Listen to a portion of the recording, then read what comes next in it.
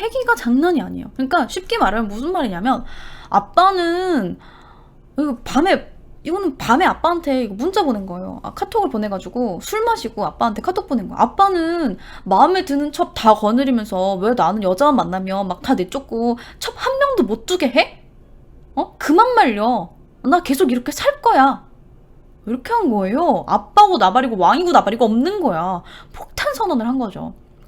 그래서 태종은 이 세자의 글을 읽고 몸서리가 쳐진다 라고 말을 했습니다. 그러면서 세자는 그동안 여러 번 불효했지만 집안의 부끄러움을 바깥에 드러낼 수 없어 항상 그 잘못을 덮어두려고 했다. 직접 그 잘못을 지적해 그가 뉘우치고 깨닫기를 바랐지만 이제 도리어 원망하는 마음을 가지고 싫어함이 이런 지경에 이르렀으니 어찌 숨기겠는가 라고 편지를 받은 다음에 3일 뒤에 폐쇄자시켜버립니다. 네, 이제 더 이상은 오냐오냐가 아닌 거예요. 못하는 수준인 거죠. 그래서 셋째 아들이었던 충녕대군을 세자로 삼게 됩니다. 자, 이 부분은 여러분들 책을 읽어드릴게요. 원래는 이 책이 이제 중간중간에 큰 사건들만 나열을 하는데 양녕대군의 어리 사건은 워낙 큰일이다 보니까 책에 연달아서 쭉쭉쭉쭉 기록이 되어 있습니다. 자, 77페이지부터 끝부분 80페이지까지 쭉 읽어드릴게요. 80페이지가 이 책의 이제 끝이거든요. 자, 읽어드리겠습니다. 잠깐만요. 자, 54. 이거는 이제 그 큰 단락이라고 해야 되나? 태종의 이야기 중에 54번째 이야기란 뜻입니다. 54. 세자와 어리의 간통. 1417년 2월 15일. 세자는 태종의 기대에 부담을 느꼈는지 자꾸만 엇나갔다. 그럴수록 태종은 세자의 주변을 다그치고 혼냈다. 부모와 자식이 조금씩 어긋나는 가운데 초대형 스캔들이 터졌다. 세자와 가깝게 지내던 악공 이호방이 곽선의 첩 어리가 예쁘다는 말을 한 것이 화근이었다. 호기심을 느낀 세자는 환관을 시켜서 어리에게 순앙, 술을 놓은 비단 주머니를 선물로 보내지만 거절당했다. 몸이 다른 세자를 위해 곽선의 양자 이승이 나섰다. 이승이 어리를 집으로 데리고 오자 세자는 궁궐 담을 넘어 그녀를 만나러 갔다. 어리에게 푹 빠진 세자는 급기야 그녀를 궁으로 데리고 들어왔다. 다들 쉬쉬하면서 숨겼지만 전별감, 소근동을 문초하는 과정에서 이 일이 알려지게 됐다. 크게 노한 태종은 관련자들을 모두 체포하라고 지시하는 한편 세자를 쫓아냈다. 55. 세자의 반성문 1417년 2월 22일. 어리와의 스캔들로 인해 궁에서 쫓겨나 장인인 김한로의 집에 머물고 있던 세자가 반성문을 써서 종묘에 고했다. 아들이 진짜 반성했다고 생각한 태종은 궁으로 돌아오라고 명했다. 그 사이 세자의 비행을 도운 관련자들은 모조리 쫓겨나거나 참형에 처해졌고 나머지 관련자들에 대한 조사도 계속 진행 중이었다. 지금 기준으로는 이해가 안 되는 일이지만 태종의 입장에서는 후계자인 세자 주변에 벌써 흑심을 품은 사람들이 꼬여들고 있다는 점이 크게 걱정스러웠을 것이다. 하지만 문제는 세자였다. 사실 이 반성문도 직접 쓴 것이 아니라 스승인 변계량이 대신 써준 것이었다. 이후에도 세자는 계속 공부를 게을리하고 몰래 궁 밖으로 나가는 일이 잦았다. 56. 충녕대군 세자 책봉 1418년 6월 3일. 태종이 세자를 폐하여 지방으로 추방하고 충녕대군을 세자로 삼았다. 대신들이 세자를 폐하라는 상소를 올린 지 하루 만의 일이었다. 어리와의 스캔들 이후에도 세자는 정신을 차리지 못하고 계속 엇나갔다. 급기야 태종의 귀에 세자가 어리를 다시 불러들이고 아이까지 가지게 되었다는 소식이 들렸다. 분노한 태종은 세자를 제대로 보필하지 못한 변계량 등을 불러 크게 꾸짖고 이 문제를 숨긴 세자빈을 궁에서 내쫓고 장인 김한로를 처벌했다. 급기야 세자를 옹호했다는 이유로 황희가 파면되어 낙향하는 등 사태가 점점 걷잡을 수 없이 커져갔다. 결정타는 5월 30일 세자가 왕에게 보낸 편지였다. 세자는 아예 작정한 듯 태종을 비난했고 충격에 빠진 태종은 결국 세자를 교체할 것을 결심했다. 57. 충녕대군에게 양위하고 병권 장악 1418년 8월 10일 6월 17일 충녕대군과 경빈을 왕세자와 왕세자빈으로 책봉한 태종은 8월 8일 옥새를 건네주고 왕위를 물려줄 뜻을 비쳤다.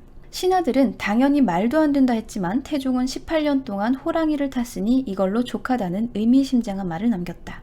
이날 태종은 충녕대군에게 익선관을 씌우고 경복궁에서 즉위식을 열게 했다. 태종은 상왕이 되고 충녕대군이 왕위에 올랐다. 조선시대 최고의 성군인 세종대왕이 즉위한 것이다. 하지만 상왕으로 물러난 태종은 군권을 장악하고 정사에도 참여할 것을 천명했다. 그러니까 세종대왕도 처음에는 바지사장이었던 것이다. 자, 이 책이 이렇게 끝납니다. 그러니까 끝이 태정태까지 해서 충녕대군이 세종대왕이 되는데 문제는 세종대왕이 바지사장이었다. 이렇게 끝나요. 자, 그런데 이 이후의 이야기도 이제 조금 더 하자면 왜 둘째인 효령대군이 아닌 셋째인 충녕대군인가 라는 것에 대해서는 이제 여러 가지 이야기가 있는데, 일단 효령대군이 너무 잘 웃어서 라는 것과 술을 잘 못 마셔서 라는 것, 그리고 충령이 너무 뛰어나서 애초에 태종이 다음 때 세자로 눈독 들이고 있었다라는 것이 이유입니다. 근데 이유가 좀 너무 어처구니 없죠. 아니, 잘 웃는다고 어떻게 세자를 안 시켜줄 수가 있어요? 근데 왕은 그러면 안 돼. 왕은 잘 웃으면 안 돼요. 왜냐하면 자기가 어떤 생각을 하는지, 뭘 좋아하고 뭘 싫어하는지 막 대놓고 티를 내면 안 되는데 효령대군은 너무 잘 웃었다는 거죠. 그리고 술을 못 마시는 것도 명나라에서 사신이 오면 아무래도 좀 이제 같이 이렇게 술도 좀 마시고 해야 되는데 너무 술을 못 마시는 거야. 그래서 효령대군 말고 충녕대군이 세자가 된 거죠. 이러한 이유로 양령이 폐위되고 충령이 세자가 되는데, 근데 진짜 태종도 엄청 오래 참은 거예요. 그쵸?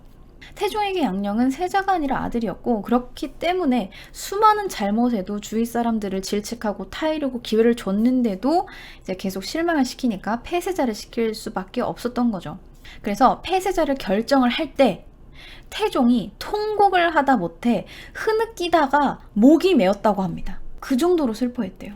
근데 진짜 너무 마음이 아팠나 봐요. 그래서 폐세자까지 시킨 게 너무 마음이 아팠던 건지 태종은 양령을 유배시켰는데, 유배시키면서도 끝까지 배려를 해줬어요. 어떻게 했냐면 그 문제가 돼서 폐세자가 된 원인인 어리 있잖아. 어리를 함께 살 수 있도록 보내줬어요. 그리고 이 양령대군을 모시는 하녀까지 15명 같이 딸려 보냈는데 호송신하가 너무 많다. 그래서 인원을 줄여라 라고 해서 2명을 줄였는데 태종이 그러지 말라 라고 하면서 다시 양령한테 보내줬다고 합니다.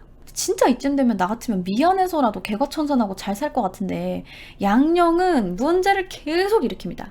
유배지에 가서도 광주에 기생 2명을 훔쳐왔어요.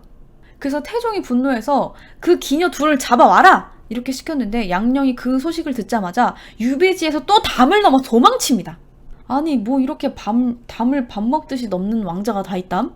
그렇게 양령의 실종으로 나라가 뒤집혔어요. 아니, 유배지에서 담 넘어서 도망치는 왕자가 세상에 어딨어? 실종됐어. 어딨어? 이랬는데 발견이 됐잖아. 나중에 뭐 하고 있었냐면 또 다른 사람의 첩이랑 잠자리를 같이 하고 있다가 발견이 됐어요. 막장 아닙니까? 자, 그리고 한편으로는 이게 이 어리한테 말이야, 양령이 유모가 같이 갔는데 어리한테 너한테 그렇게 목을 매서 이 왕께서 너를 같이 보내줬는데 유배지에 와서도 이렇게 기생을 끼고 사고를 치니 네가 세자를 잘 모시지 못해서 이렇게 일이 벌어진 거다. 너 같은 건 죽어야 된다. 죽어 마땅하다. 양령대군 어떻게 이렇게 제대로 모시지를 못하냐. 이래가지고 나중에 어리가 목을 매달아서 자살해요. 환장하죠? 그리고 이 유배지 사건 이후에도 폐위된 아들을 걱정했던 태종이 양령대군한테 100칸짜리 집도 지어주고 매 사냥도 적극적으로 장려를 하고 세종도 양령을 계속 궁으로 불러들여서 위로를 했습니다. 놀랍죠? 자, 그래서 이 양령대군에 대한 이야기가 야사에서는 너무나 뛰어난 충령에게 왕위를 물려주기 위해서 일부러 남봉꾼처럼 행동했다라는 이야기가 있었어요. 그러니까 약간 그런 거지. 이하응 같은 거죠. 흥선대원군처럼 살아남기 위해서 미친 척을 했고, 그래서 자기 동생인 충령대군에게 세종대왕 왕위를 물려준 거다. 이렇게 이야기를 하는 쪽이 있어요. 근데 큰 그림을 그렸다. 이런 주장인 거죠. 그런데 여러분들 듣고 한번 생각해 보세요. 이런 일이 있었어요. 세자가 양녕대군이 기생 7점생을 데리고 돌아오려고 하자 충녕대군이 만류하며 친척 중에 서로 이같이 하는 것이 어찌 옳겠습니까? 하였다. 라는 기록이 있습니다. 그리고 나중에 어리의 일이 태종에게 알려지자 세자가 노하여 어리의 일을 반드시 네가 아뢰었을 것이다 하니 충녕대군이 대답하지 아니하였다 라는 기록도 있고요. 충녕은 심약해서 왕의 그릇이 못 됩니다 라고 말을 했다라는 대목이 있는 것으로 보아 나름 충녕대군을 경쟁자로 생각을 하고 있었던 것 같습니다.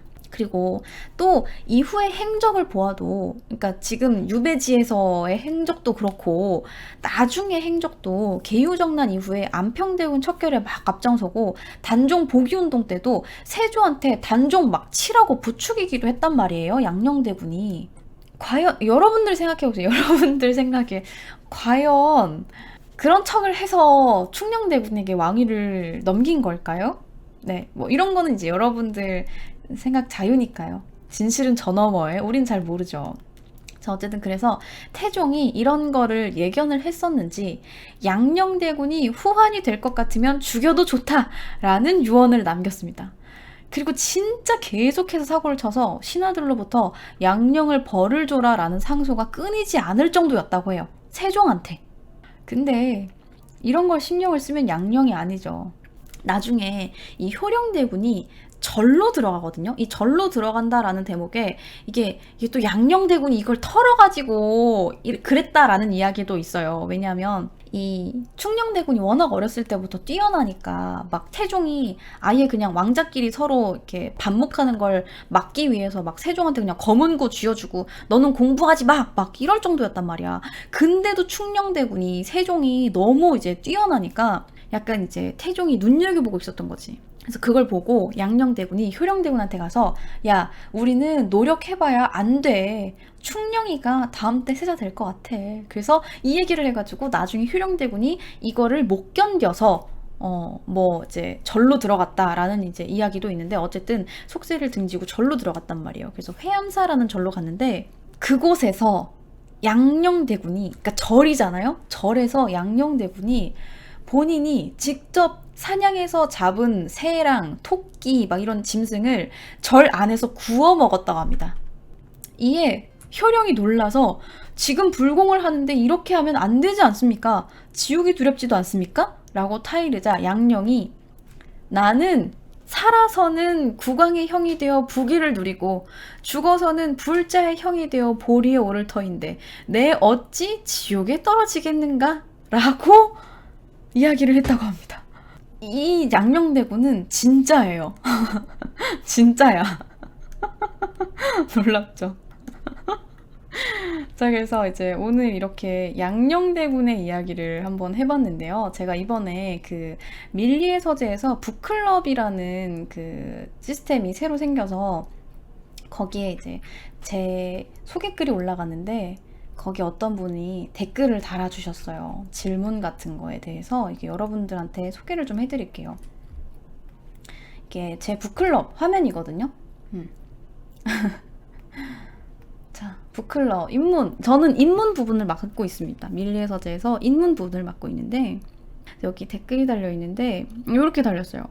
역사는 승자의 눈으로 쓰여졌다는 이야기가 있는데 조선왕조실록은 어디까지가 진실이고 어떤 역사관에 대한 이야기인지 궁금해지네요. 라고 이제 글을 남겨주셨어요. 이 질문에 대해서 제 또 답변을 드리자면 이 책에 대해서 물어보신 건지 조선왕조실록에 대해서 물어보신 건지 잘 모르겠어요. 근데 조선왕조실록이잖아요. 이 책은 그냥 조선왕조실록에 적혀있는 부분을 그냥 거의 그대로 해석? 그러니까 조금의 살을 붙여서 그대로 해석한 것에 가까워요.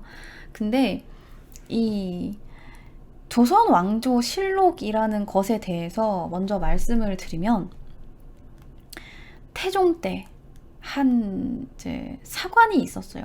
되게 유명한 사관인데 그 사관 이야기를 좀 해드릴게요. 일단 사관이라는 게 뭔지를 먼저 설명을 해드려야 될 것 같은데 사관은 조선왕조실록에 토대가 되는 초고를 작성하던 관리입니다. 네. 관리인데 왕의 옆에서 왕이 하는 말, 행동, 일을 들은 대신의 말과 행동 등을 하나하나 다 기록을 해요. 그래서 이들은 역사를 기록한다라는 자부심과 사명감이 엄청나게 투철해서 왕의 모든 것을 낱낱이 다 기록을 하게 됩니다. 그리고 이렇게 처음 쓴 글 있잖아요. 왕이 오늘 뭐 아침 식사를 하셨다. 화장실 매화를 보셨다. 그 다음에 뭐 어디에 걸어가다가 발을 삐셨다. 사관이 어디 있는지 물으셨다. 뭐 이런 걸 적는단 말이에요. 근데 이렇게 쓴 걸 사초라고 해요. 근데 이 사초는 실록이 편찬되기 전까지는 누구도 열람할 수 없어요. 실록은 그 왕이 죽고 나서 만드는 게 실록이고요. 그동안 글을 적어 놓은 것들을 사초라고 불러요. 기초가 되는 글이에요. 역사의 기초. 근데 이 실록 편찬 전까지는 그 누구도 열람을 할 수 없어서 왕도 볼 수가 없어요. 왕이라 해도 사초를 뭐 읽고 싶다 이렇게 한다고 읽을 수 있는 게 아니에요. 근데 읽은 사람이 있긴 있어요. 누구냐면 연산군. 연산군이 무오사화 때 사초를 심지어 직접 가져다가 이걸 읽은 것도 아니야. 간접적으로 확인만 조금 했어요. 그리고 그때 사관들을 대거 숙청한 일이 있었단 말이에요. 그래서 이 사건 이후에 만약에 이제 뭐 누가 사초를 열람한다. 뭐 왕이 사초 딱 이야기만 꺼내요. 전하 통촉하여 주시옵소서. 사초를 열람하는 것은 폭군이라 여겨졌던 연산군께서 하시던 일이며 어찌 폭군이나 하던 일을 전하께서 하시려고 하시옵니까? 사초를 열람하시려면 제 목부터 치십시오. 막 이러는 거야. 말도 못 꺼내게 하는 거지. 전하 플리즈 통촉. 막 이러는 거야. 그리고 사관들조차도 기록을 적은 왕이 승하한 뒤에야 실록 편찬을 목적으로 열람을 할 수 있었어요. 그러니까 조선 왕조 실록이라는 건 공권력에 대한 압박이나 개인이 사사로운 이득을 위해서 조작할 만한 일이 별로 없었다는 거죠. 그리고 사적으로 애초에 평가를 잘 안 했어요. 그러니까 여기에 나온 이 외모평가를 한 여자인 장희빈이나 어리가 정말 엄청나게 예뻤다는 뜻이겠죠. 이 사관들 중에 정말 유명했던 사람이 전에도 얘기했지만 태종 때 민인생이라는 사관이에요. 근데 정말 유명했는데 이 사람이 민인생이 거의 그냥 사관이 아니고 태종의 스토커에 가까웠어요. 태종이 기겁을 할 정도였어요. 태종 1년인 1401년에 민인생이 편전에 들어서자 태종이 그를 보고 사관이 어찌 들어왔는가? 라고 말을 했다고 합니다. 그러자 민인생이 비록 편전이라 해도 대신이 이 일을 아뢰는 것과 경연에서 강론하는 것을 신등이 만일 들어오지 못한다면 어떻게 갖추어 기록하겠습니까? 라고 답변을 했다고 합니다. 그러자 태종이 웃으면서 타이르려고 이곳은 내가 편히 쉬는 곳이니 들어오지 않는 것이 맞다. 비록 궐밖에 있더라도 어찌 내 말을 듣지 못하겠는가 라고 했으나 민인생은 물러서지 않고 신이 만일 곧게 쓰지 않는다면 위에 하늘이 있습니다. 라고 답을 했다고 합니다. 왕 위에 하늘이 있으니까 하늘을 백으로 내가 태종의 사초를 어떻게든 쓰겠다 이겁니다. 그렇게 결국 그 해에 예를 갖추지 않고 엿들었다라는 죄목으로 귀양을 가게 됩니다.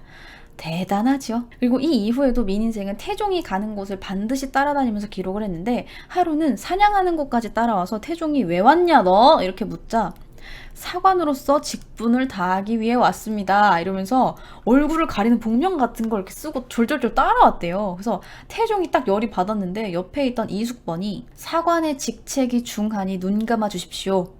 라고 거들어서 조용히 넘어가기도 했다고 합니다. 그러니까 진짜 사관이라는 게 약간 관리는 관리인데 논외인 거예요.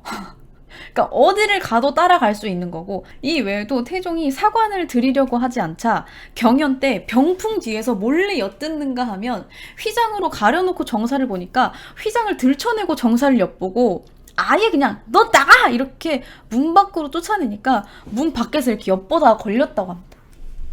그래서 태종 12년에 태종이 한 신하에게 예전에 사관 민인생이 경연 때 병풍 뒤에서 엿듣고 곧장 내연으로 들어왔으며 내가 들에 나가 매사냥을 할 때 얼굴을 가리고 따라왔으니 이런 것은 모두 음흉한 짓이다 라면서 비난의 말을 퍼붓습니다. 그리고 이 부분이 오늘의 책인 일본 조선왕조실록에도 적혀 있는데 태종의 기록 중 가장 첫 번째에 등장을 하면서 존재감을 뽐내고 있습니다. 이 부분도 읽어드릴게요. 1.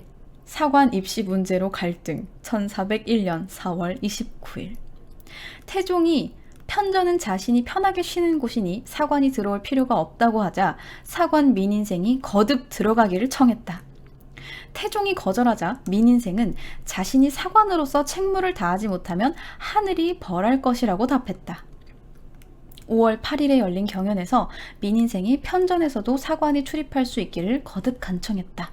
민인생은 태종이 출입 금지령을 철회하지 않자 급기야 7월 8일 몰래 편전으로 들어와서 회의를 엿듣다가 발각되는 바람에 변방으로 귀양을 가게 되었다. 이후에도 태종과 사관의 밀고 당기기는 계속되었다. 이렇게 적혀 있습니다.